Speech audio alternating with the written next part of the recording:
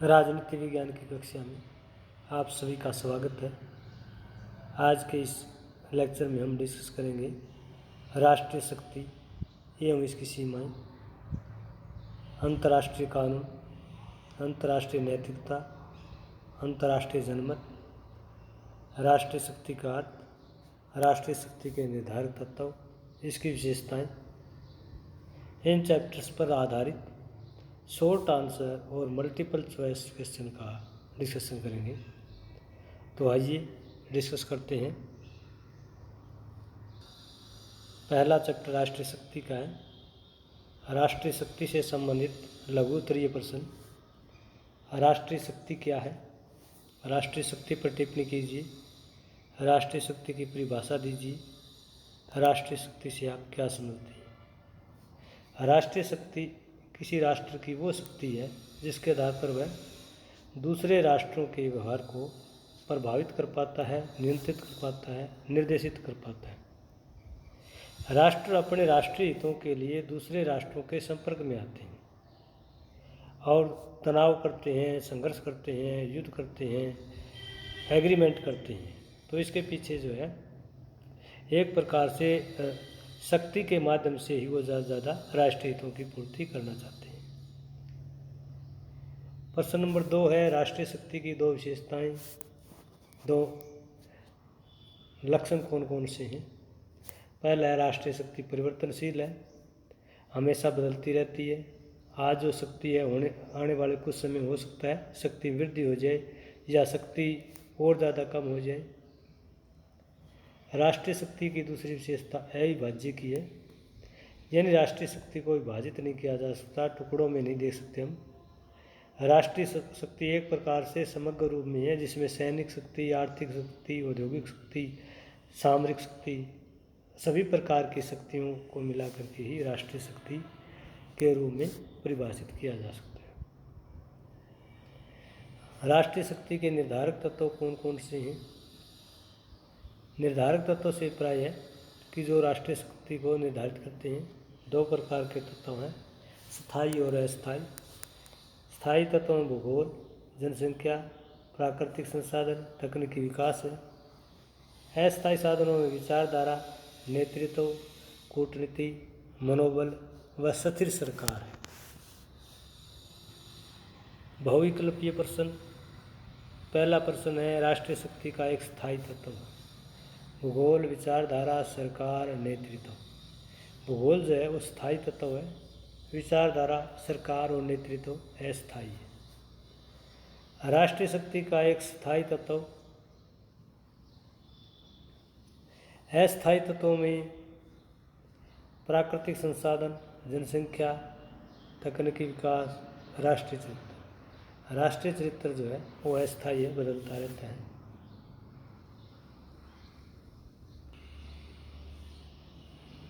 प्रश्न नंबर 9 है अंतर्राष्ट्रीय कानून का क्या अर्थ है? अंतर्राष्ट्रीय कानून वो कानून है जिसके आधार पर सभ्य राज्य परस्पर सहमत होकर अंतर्राष्ट्रीय संबंधों का संचालन करते हैं। यानी एक प्रकार से सभ्य राज्यों की व्यवस्थाओं के संचालन के लिए ऐसे नियम, ऐसी व्यवस्थाएं जो अंतर्राष्ट्रीय रीति रिवाज के रूप में, अंतर्राष्ट्रीय प्रथाओं के रूप में, अंतर्राष्ट्रीय मान्यताओं के रूप में राष्ट्रों के परस्पर व्यवहार को सही दिशा में संचालित करते हैं, उन्हें अंतर्राष्ट्रीय कानून कहा जाता है। अंतर्राष्ट्रीय कानून के संबंध में एक बहुविकल्पीय प्रश्न है कि अंतर्राष्ट्रीय कानून शब्द का सर्वप्रथम प्रयोग किसने किया? बहुत इंपॉर्टेंट प्रश्न है। जर्मी बेंथम, हॉब्स, मार्गेंतो, ओपन ही। तो जर्मी बेंथम ने 1780 में अंतर्राष्ट्रीय कानून शब्द का सबसे पहले प्रयोग किया था। प्रश्न नंबर 2 अंतर्राष्ट्रीय कानून का स्रोत क्या है? राष्ट्रीय कानून, स्थानीय कानून, राष्ट्रीय संविधान, अंतर्राष्ट्रीय सम्मेलन। अंतर्राष्ट्रीय कानून के सोर्सेज अंतर्राष्ट्रीय सम्मेलन, संधि, समझौते, ये जो है सभी अंतर्राष्ट्रीय कस्टम, रीति रिवाज, मान्यताएं, परंपराएं अंतर्राष्ट्रीय कानून के स्रोत हैं। अंतर्राष्ट्रीय न्यायालय,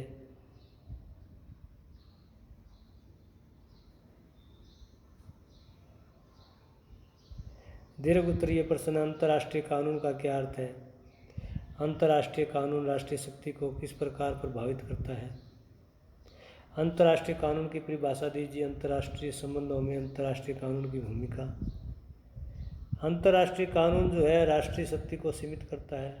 नीति निर्माण के विषय में, विदेश नीति के निर्माण के विषय में, शांति काल में, युद्ध के समय अंतर्राष्ट्रीय कानून राष्ट्रीय शक्ति को प्रभावित करता है। सामूहिक सुरक्षा के रूप में, शांतिपूर्ण सहअस्तित्व के रूप में, किसी राज्य को मान्यता दिलाने के समय भी अंतर्राष्ट्रीय कानून का महत्व रहता है। तो अंतर्राष्ट्रीय कानून एक राष्ट्र की राष्ट्रीय शक्ति को अनेक कारकों से प्रभावित करता है। इसका जो डिटेल ऐसे टाइप आंसर है वो आप मेरे इस टॉपिक से संबंधित वीडियो लेक्चर में देख सकते हैं। नेक्स्ट अंतर्राष्ट्रीय नैतिकता का है। अंतर्राष्ट्रीय नैतिकता पर टिप्पणी कीजिए। Short answer question. अंतर्राष्ट्रीय नैतिकता की परिभाषा दीजिए। अंतर्राष्ट्रीय नैतिकता से आप क्या समझते हैं? अंतर्राष्ट्रीय नैतिकता एक तरह से राष्ट्रों के मध्य संबंध स्थापित करने के लिए नैतिक मूल्यों एवं उचित व्यवहार की अपेक्षा करना है। अंतर्राष्ट्रीय नैतिकता को अंतर्राष्ट्रीय स्तर पर नैतिकता के मापदंड व व्यवहार के नियमों के आधार पर किसी राष्ट्र के व्यवहार को प्रतिक्रिया के रूप में लिया जाता है। तो अंतर्राष्ट्रीय नैतिकता एक प्रकार से अंतर्राष्ट्रीय आचरण है कि एक राष्ट्र को दूसरे राष्ट्रों के साथ किस प्रकार का व्यवहार करना चाहिए, उचित व्यवहार करना चाहिए, अनुचित व्यवहार करना चाहिए। अगर उचित व्यवहार करता है तो नैतिकतापूर्ण है, अनुचित व्यवहार करता है तो अनैतिकता है। प्रश्न नंबर 2, अंतर्राष्ट्रीय नैतिकता की दो आलोचनाएं लिखी। अंतर्राष्ट्रीय नैतिकता की दो आलोचनाएं। इसमें पहली आलोचना है, नैतिकता दिखावा मात्र है। राष्ट्र अपने राष्ट्रीय हितों की नैतिकता के आधार पर अनदेखी नहीं कर सकते। यानी राष्ट्रों के सबसे बड़ा जो प्राइमरी एजेंडा होता है, इशू होता है, वो राष्ट्रीय हित होता है और राष्ट्रीय हितों की पूर्ति के लिए वो नैतिकता को नज़रअंदाज कर देते हैं। दूसरी आलोचना है कि राष्ट्रों के संबंध शक्ति के संघर्ष पर आधारित है। यानी राष्ट्र जो है दूसरे राष्ट्रों के साथ संबंध है वो शक्ति को ध्यान में रखते हुए बनाते हैं। नैतिकता या अंतर्राष्ट्रीय मूल्यों की वो परवाह नहीं करते। बहुविकल्पीय प्रश्न। पहला प्रश्न, अंतर्राष्ट्रीय नैतिकता का आधार है व्यक्तिगत मूल्य, राष्ट्रीय मूल्य, अंतर्राष्ट्रीय मूल्य, राष्ट्रीय शक्ति। तो अंतर्राष्ट्रीय मूल्य अंतर्राष्ट्रीय नैतिकता का आधार है कि किसी राष्ट्र को दूसरे राष्ट्रों के साथ किस प्रकार का व्यवहार नहीं करना चाहिए। प्रश्न नंबर 2 है, यह किसने कहा? राज्य की सीमा के बाहर न तो नैतिकता का अस्तित्व है और न ही राष्ट्रीय कानून का। Hobbes, Morgenthau, Thomson, Churchill. ये जो है होब्स ने कहा था कि राज्य की सीमा के बाहर न कोई नैतिकता है न कोई राष्ट्रीय कानून है। ऐसे टाइप प्रश्न। अंतर्राष्ट्रीय नैतिकता पर एक निबंध लिखिए। अंतर्राष्ट्रीय नैतिकता राष्ट्रीय शक्ति को किस प्रकार सीमित करती है? अंतर्राष्ट्रीय नैतिकता की आलोचनात्मक व्याख्या। तो अंतर्राष्ट्रीय नैतिकता जो है एक राष्ट्र की राष्ट्रीय नीति निर्माण में भी प्रभावित करती है। एक राष्ट्र की विदेश नीति के निर्माण के समय उसको प्रभावित करती है। एक राष्ट्र को युद्ध के समय अंतर्राष्ट्रीय नैतिकता प्रभावित करती है। शांति काल के समय राज्य की मान्यता को लेकर के, शांतिपूर्ण सहअस्तित्व को लेकर के, कलेक्टिव सिक्योरिटी को लेकर के अनेक ऐसे कारक है जब एक राष्ट्र की राष्ट्रीय शक्ति पर अंतर्राष्ट्रीय नैतिकता का प्रभाव पड़ता है। विश्व जनमत का चैप्टर है। विश्व जनमत से क्या अभिप्राय है? विश्व जनमत पर टिप्पणी कीजिए। विश्व जनमत एक प्रकार से विश्व के लोगों का जनमत है। विश्व के लोगों की राय है, धारणाएं हैं जो विश्व घटनाओं एवं मुद्दों पर विश्व के लोगों के दृष्टिकोण को प्रकट करता है, उनके विचार को, उनके विश्वास को प्रकट करता है। विश्व जनमत विश्व के लोगों का एक तरह से मनोवैज्ञानिक एकीकरण है। विश्व जनमत पूरे विश्व समाज का कल्याण चाहता विश्व जनमत के दो महत्व बताइए, दो विशेषताएं बताइए। विश्व जनमत विश्व शांति और सुरक्षा को बनाए रखने में सहायक होता है। विश्व जनमत मानवाधिकार को बनाए रखने में सहायक होता है।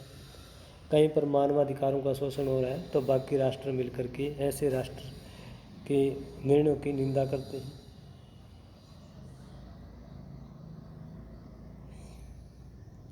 विश्व जनमत की दो आलोचनाएं लिखी। पहली आलोचना है, विश्व जनमत का कोई स्पष्ट अर्थ नहीं। हर राजनीतिक चिंतक ने, विद्वान ने अपने अपने दृष्टिकोण से विश्व जनमत की परिभाषा दी है। दूसरी आलोचना है, राष्ट्र अपने राष्ट्रीय हितों की पूर्ति के लिए जनमत की परवाह नहीं करते। राष्ट्रों के लिए राष्ट्रहित प्राथमिकता है। जब राष्ट्रों के सामने राष्ट्रीय हित की पूर्ति का लक्ष्य होता है तो वे पूर्ति के लिए ये नहीं देखते कि विश्व के राष्ट्र उनके बारे में क्या सोच रहे हैं। उनका प्राइमरी एजेंडा राष्ट्रीय हितों की पूर्ति करना है। विश्व जनमत से संबंधित बहुविकल्पीय प्रश्न। पहला प्रश्न है इसमें, विश्व जनमत का अर्थ है अंतर्राष्ट्रीय कानून, अंतर्राष्ट्रीय नैतिकता, शक्ति संतुलन, विश्व के लोगों की राय। तो इसका सही उत्तर है विश्व के लोगों की राय, विश्व के लोगों के विचार, विश्व के लोगों की धारणाएं जैसी होगी उसी को विश्व जनमत कहा जाएगा। किसी विषय, वस्तु, घटना पर लोगों के विचार को जनमत कहा जाता है और किसी विषय, वस्तु, घटना पर दुनिया के लोगों के विचार को विश्व जनमत कहा जाता है। विश्व जनमत का प्रमुख आधार क्या है? विश्व जनमत का प्रमुख आधार राष्ट्रीय एकता, मनोवैज्ञानिक एकता, राष्ट्रहित, राष्ट्रीय सुरक्षा। विश्व जनमत का प्रमुख आधार मनोवैज्ञानिक एकता है कि विश्व के सभी लोग मनोवैज्ञानिक दृष्टि से अपने आप को ह्यूमन बीइंग के रूप में, मानव जाति के रूप में समझते हैं और हर तरह की घटनाओं को मानवीय दृष्टि से देखने का प्रयास करते हैं। तो मनोवैज्ञानिक एकता विश्व जनमत का प्रमुख आधार है। प्रश्न नंबर 3 है, विश्व जनमत के लिए एक चुनौती है, राष्ट्रवाद, उदारवाद, साम्यवाद, साम्राज्यवाद। प्रश्न नंबर 3 का उत्तर क्या है? राष्ट्रवाद। विश्व जनमत के लिए एक चुनौती जो है वो राष्ट्रवाद है कि राष्ट्र के लोग जो हैं अपने राष्ट्रीय हितों को, राष्ट्रीय सुरक्षा को सर्वोपरि मानते हैं। विश्व के दूसरे राष्ट्रों की क्या स्थिति है, लोगों की क्या स्थिति है, ये उनके लिए एक सेकेंडरी मुद्दा हो जाता है। प्राइमरी जो मुद्दा उनके लिए है वो अपना राष्ट्र ही है, राष्ट्र की भलाई, राष्ट्र का कल्याण है।